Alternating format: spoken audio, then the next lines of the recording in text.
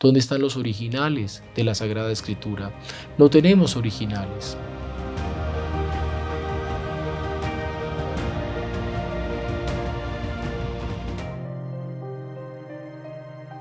Salve María, bienvenidos a Conociendo Nuestra Fe. El Antiguo Testamento, la división del Antiguo Testamento.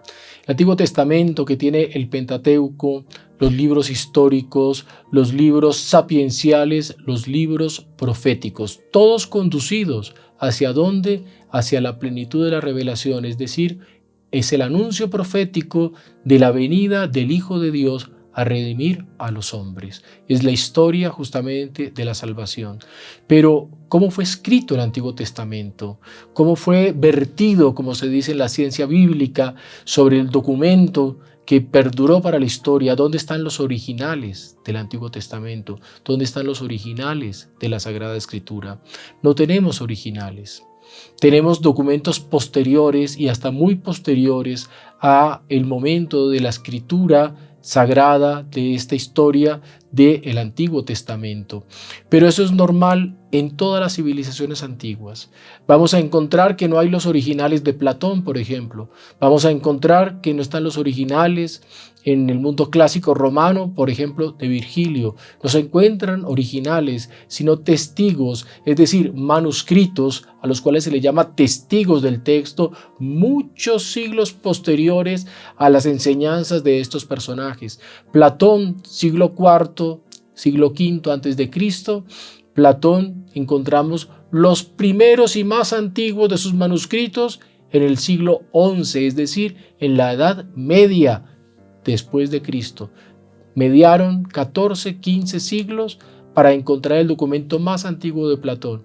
Virgilio, años 70 a.C., encontramos los primeros testigos, los primeros manuscritos hacia el siglo VI, VII, es decir, 7, 8 siglos posteriores a las enseñanzas de Virgilio.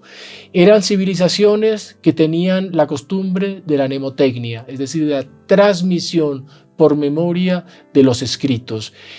Esa transmisión se encuentra en el estudio de los testigos para dar veracidad a la enseñanza que quedó consignada en los papiros o en los pergaminos. Se cruzan las versiones de los testigos y nos deparamos con que son prácticamente idénticas, con pequeñas variantes, pero en líneas generales prácticamente idénticas. Vemos, por ejemplo, que hay de los documentos antiguos, de los escritos del mundo antiguo, el que conserva más testigos en el mundo es justamente la Sagrada Escritura, lo que nos da la fiabilidad. Con esos miles, cerca de 10.000 manuscritos del Antiguo o del Nuevo Testamento, nos deparamos con que cruzando todas estas versiones son prácticamente idénticas. Y nos detenemos entonces en el Antiguo Testamento.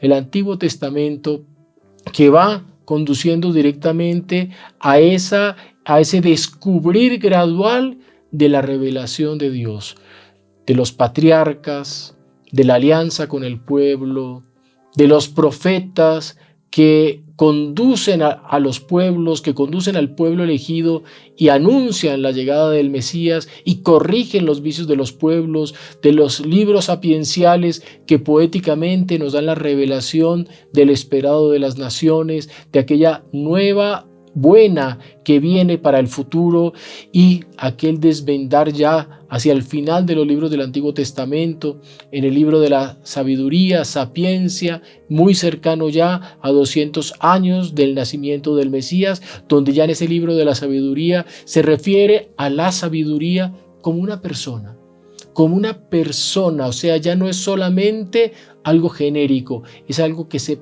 personaliza, y con eso nos hace anuncio de que vendrá la sabiduría eterna y encarnada.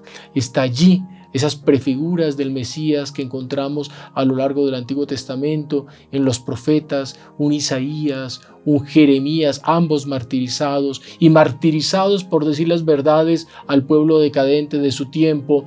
Aquel profeta rey David, también prefigura de nuestro Señor Jesucristo, pero también prevaricador de otro lado, que se entregó al pecado, pero que fue humilde y reconoció cuando pecó, reconoció su pecado y reconoció su maldad y se humilló ante los profetas que lo increparon por el pecado que él cometió al matar a Urías, su general, para quedarse con su esposa, la mujer de Urías, con Betsabé. Dios en su misericordia perdona ese pecado y de allí nace, de Betsabé nace nada más y nada menos que Salomón.